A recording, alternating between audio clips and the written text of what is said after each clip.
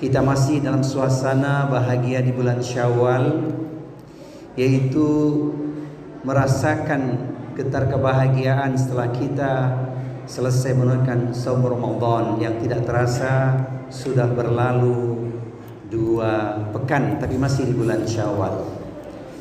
Bahagia karena kita berharap termasuk orang-orang yang mendapat gelar la'alakum tattaqun.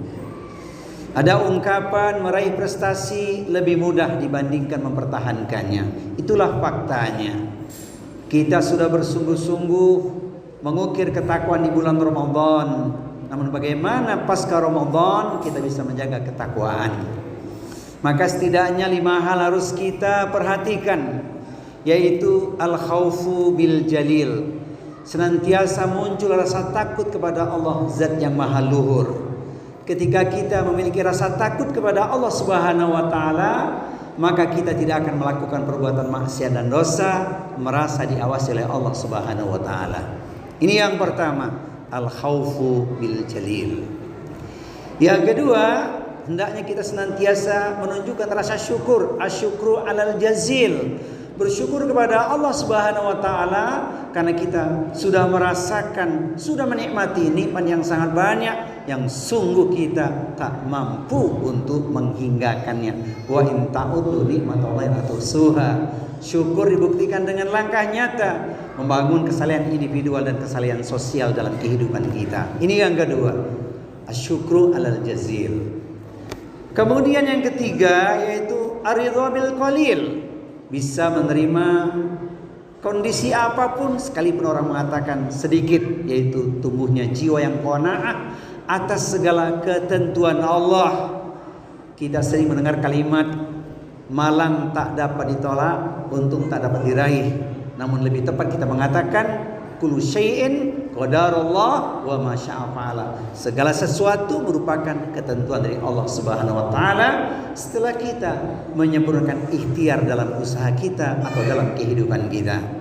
Yaitu yang ketiga, aridha bil qalil.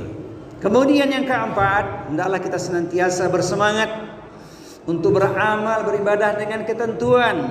Al-amalu bitanzil. Ibadah yang kita lakukan tentunya berdasarkan pada tuntunan yang Rasul ajarkan, yaitu Al-Quran dan As-Sunnah, agar kita bisa mempertanggungjawabkan ibadah kita bukan asal-asalan, tapi ibadah kita dengan landasan ilmu. Wala takfu ma laysa laka bihi ilmun, innas sam'a wal basara fuada kullu ulaika kana anhu mas'ula. Janganlah engkau mengikuti sesuatu yang kau tidak ngerti ilmunya, karena pendengaran, penglihatan dan hati itu kelak semua akan dipertanggungjawabkan di sisi Allah Subhanahu wa taala. Teruslah kita bersemangat untuk thalabul ilmi, menuntut ilmu.